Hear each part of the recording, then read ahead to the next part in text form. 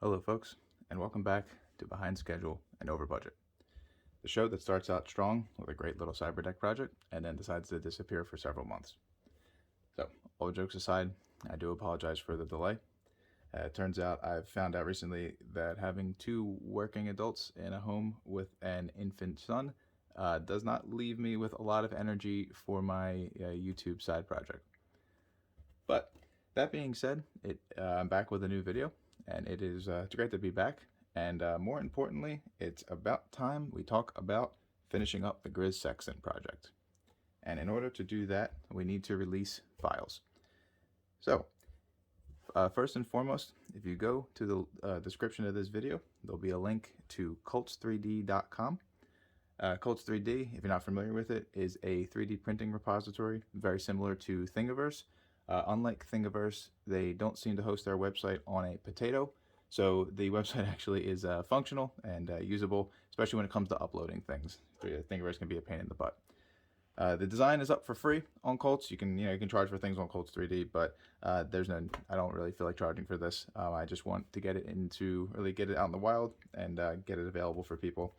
And yeah, so some files are out for this, and let's talk about what actually is out and has been released. So if you go to that link in Colts 3D, you'll find several things. First and foremost, you'll find the STL files to print this with. So beyond that, you'll also find a part tapping guide that'll give you instructions for which holes need to be tapped on all of these 3D printed parts and where they need to be tapped at. Beyond that, there's also just a JPEG, I think, or a PNG, I forget, that has the two options for the logos that go across the front here. Should be scaled correctly, hopefully. There's some instructions for that. And on top of that, there are also step files for this.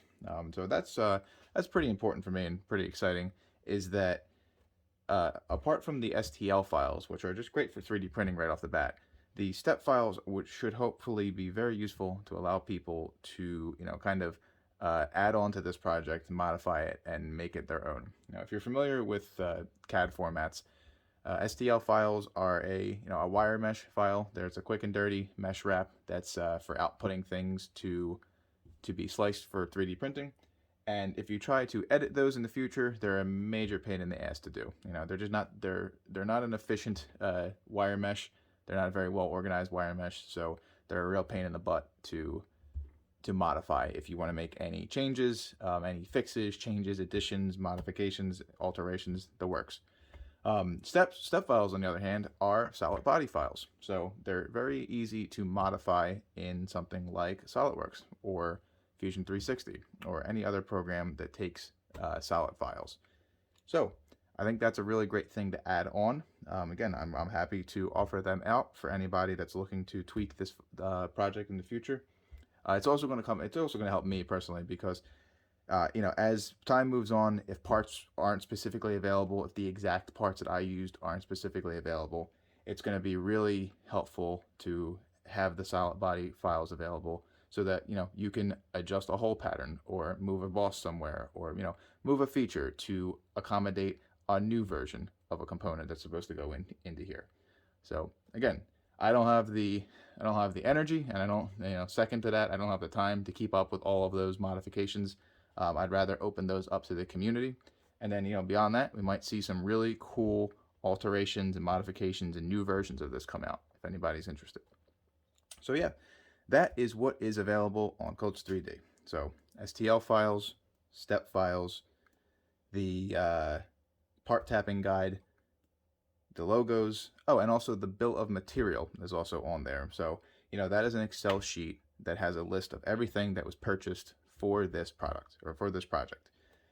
What is conspicuously absent from there is the instructions to build the GRIZ Sextant. So that is kind of sad on my part because I poured a lot of time and effort into making instructions to build this.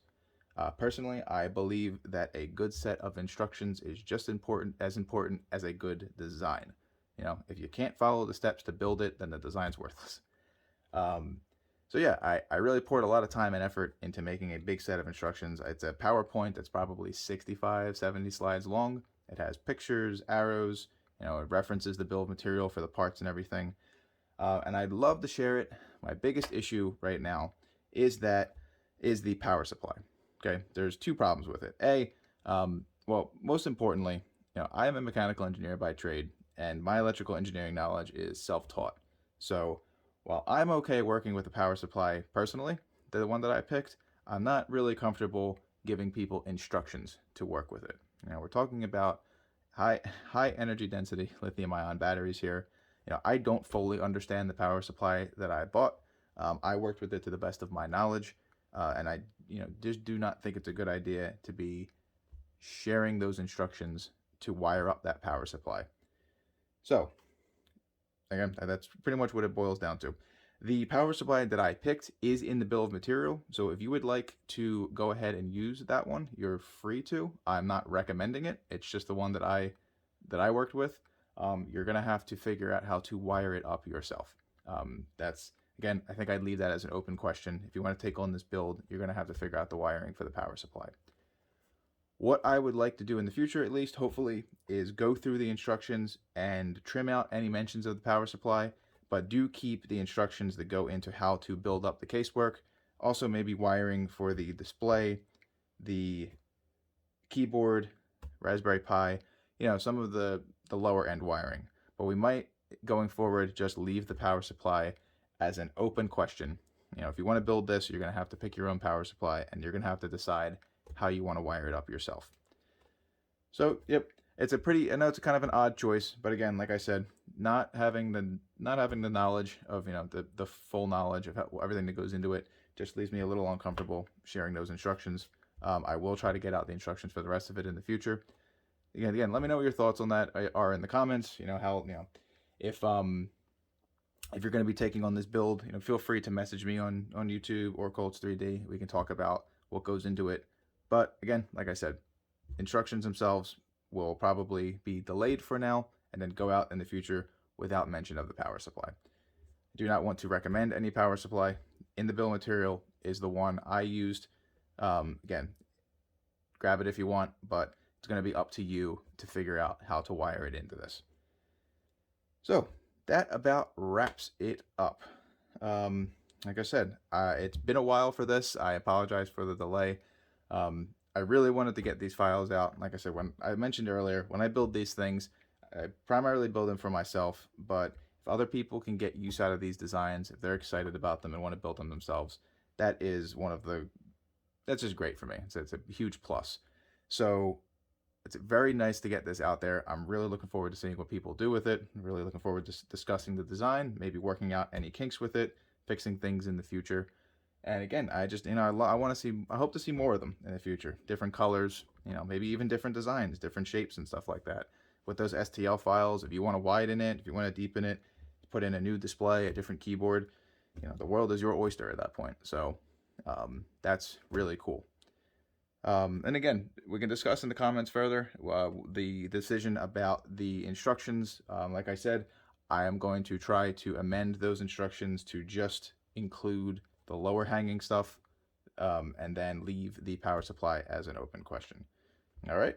So again, it's great to be back. It is great to get this at least partially released and out in the wild. I hope there's some people out there that are excited to maybe try this build out. And if you do, feel free to message me. I'd love to hear how it's going, your thoughts on it, and what any cool modifications that you might be planning on doing. Yeah, that about wraps it up for this video. I'd like to come back in the near future with a new video where we will talk about the next project for this channel. And spoiler alert, it ain't going to be a cyber deck. I'm a little burnt out on computers right now. I think I'd like to do something with a little more mechanical engineering fundamentals involved in it. But yeah, thanks for joining, and I will look forward to seeing you guys next time.